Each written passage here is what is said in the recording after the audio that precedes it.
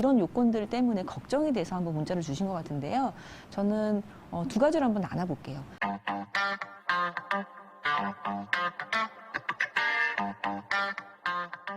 상계종 2단지 아파트 같은 경우에는 뭐 이런 문자를 보내신 이유라면 사실은 이제 굉장히 인기가 있었던 아파트거든요. 그리고 우리 이제 대세 상승기에 아주 많이 올라줬던 그런 이제 아파트라고 볼 수 있습니다. 그도 그럴 것이 이유가 있습니다. 우리 상계 주공 이제 아파트 같은 경우에는 그 주공 아파트이기 때문에 용적률이 이제 100%대라는 거. 그래서 171%의 용적률을 가지고 있고, 그리고 36년 차에, 그리고 2029세대. 네.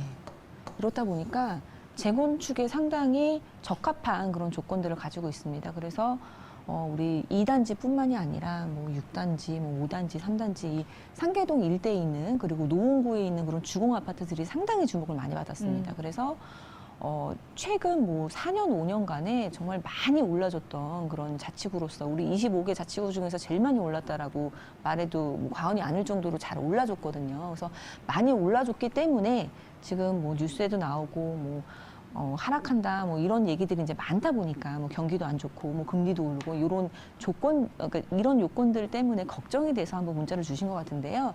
저는 두 가지로 한번 나눠볼게요. 이분이 지금 실거주라면, 실거주하고 있고 집이 이제 하나인 1주택자이시라면은 저는 당연히 팔지 않고 그냥 거주하시는 게 맞다라고 보여집니다. 우리 이 아파트가 올라준 거에는 정말 많이 올라준 것도 사실이지만 올라준 거에는 이유도 있습니다. 우리 위쪽으로 해서는 지금 제가 말씀드린 거는 재건축에 관련된 것만 말씀드렸지만 사실 재건축뿐만이 아니라 지역적인 호재도 이제 상당한데요. 위쪽으로 뭐 차량 기지가 이제 뭐 다른 데로 이제 변모한다라는 거, 뭐 창동 뭐 역사권 개발이라든지 아니면 GTX 들어오는 측면, GTX 신호선 이쪽 라인으로 해서도 들어온다는 측면.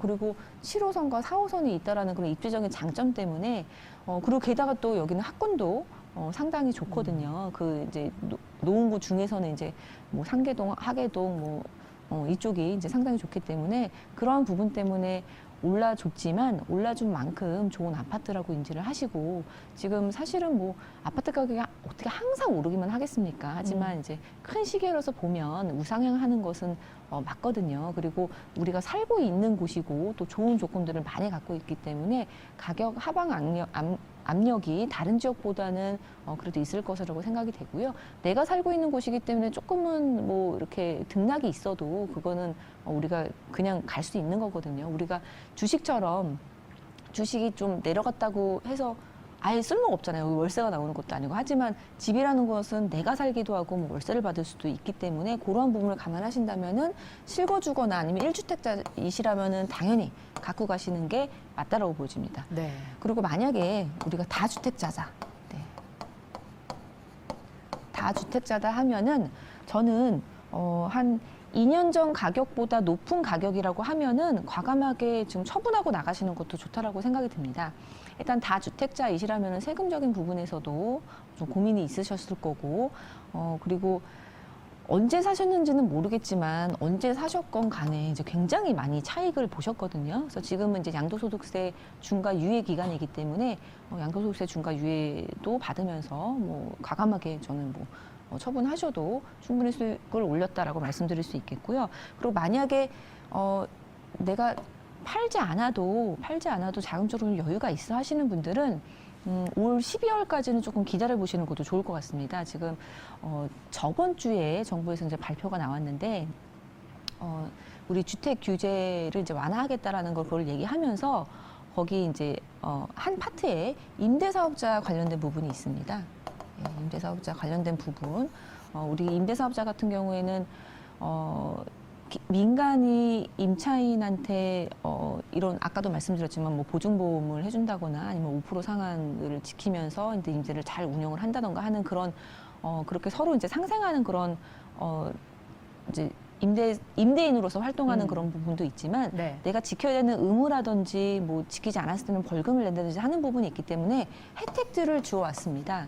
근데 그 혜택들을 주어왔던 것을 우리 9.13 대책 이후부터 이제 서서히 조금씩 이제 임대사업자 혜택을 줄여왔었거든요. 근데 사실 임대사업자 혜택을 줄이느냐 주느냐에 따라서 이제 논란이 많았기 때문에 그렇기는 한데 임대사업자의 혜택을 줌에 따라서 또 임차인의 그런 안정성이 좀 보장되는 것도 이제 맞는 부분이기 때문에 그런 부분에 대해서 혜택이 이제 올 거라는 기대감이 있습니다. 그리고 발표에도 연내에 이제 이 구체적인 임대사업자 혜택에 대해서 이제 발표를 한다고 했는데요.